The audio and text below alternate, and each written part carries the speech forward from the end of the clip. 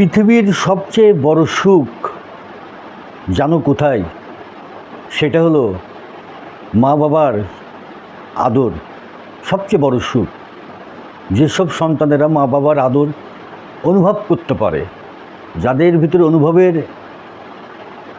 সুন্দর একটা প্রতিচ্ছবি আছে, তারাই বুঝতে পারে মা বাবার আদর কতটা মানে মায়া মাখানো, পৃথিবীর শ্রেষ্ঠ মায়া মাখানো এই আদরের ভিতরে।